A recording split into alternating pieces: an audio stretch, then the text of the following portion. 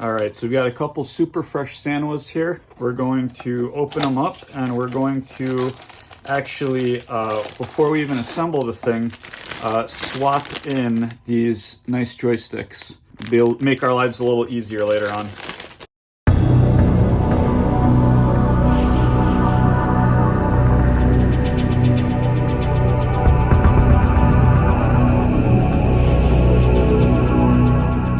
All right, and here's the hardest part of actually getting these things off. They put so much glue on them that you have to melt the glue. So I'm gonna be using this blow dryer here to actually be able to get this stick out.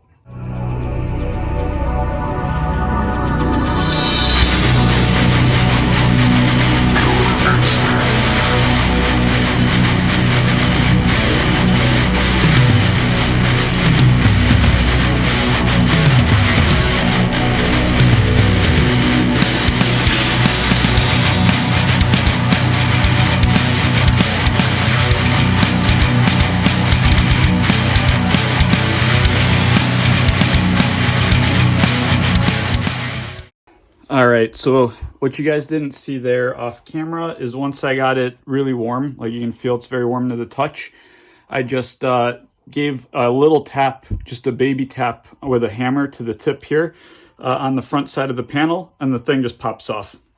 And those of you who've watched the other videos, you see that, you know, every time you do this, it gets easier.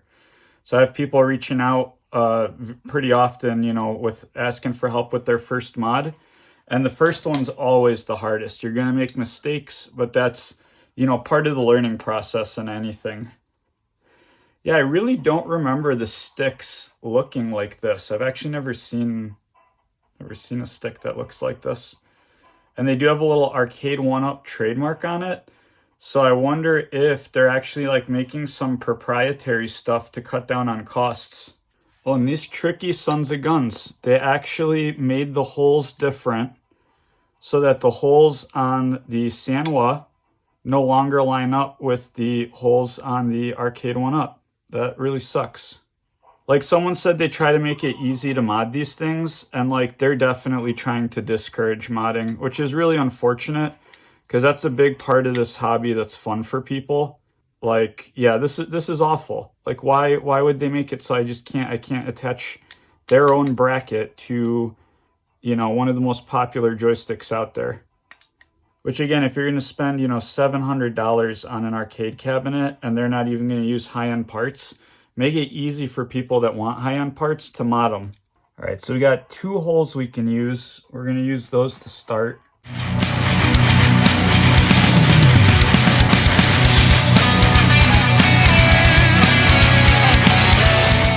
All right, so there's our player one. And even with those two screws, it's actually sitting in there okay.